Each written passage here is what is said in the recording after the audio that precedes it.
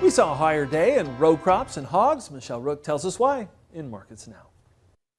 Tuesday's market closes mostly higher except for a few of the weak contracts. Brian Grete with Pro Farmer is joining us with analysis. And Brian, let's talk about the hog market. We have had a nice recovery off of the contract low scored less than 2 weeks ago. And so, what's fueling is it fund short covering because the funds were so short in this market, or is it fundamental?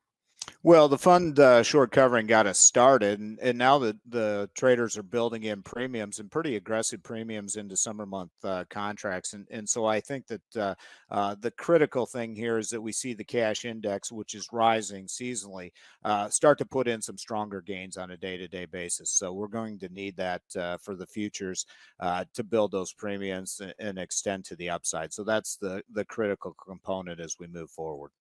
So how much more upside do you think we have in terms of recovery in this market then?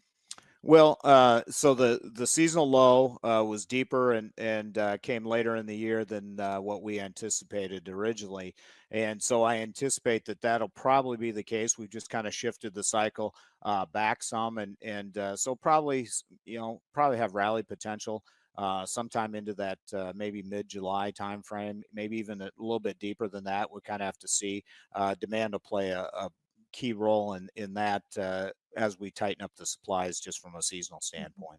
So it's been a tough go here, though. We did have some liquidation of the herd. We had this Prop 12 thing overhanging the market. Do you think we've moved past some of the negative psychology, at least, of those two factors yet? Yeah, and I think the biggest negative was that the slaughter numbers just didn't match up with what USDA told us back in December and then again in March, and so the last two hogs and pigs reports have indicated much lighter supplies, slaughter supplies than what we've seen, and so if that doesn't even itself out, so to speak, then I think the hog market is probably going to be a little bit more skittish in terms of extended gains to the upside. Thanks so much for joining us, Brian Grete with Pro Farmer. That's Markets Now, and we'll have more Ag Day coming up.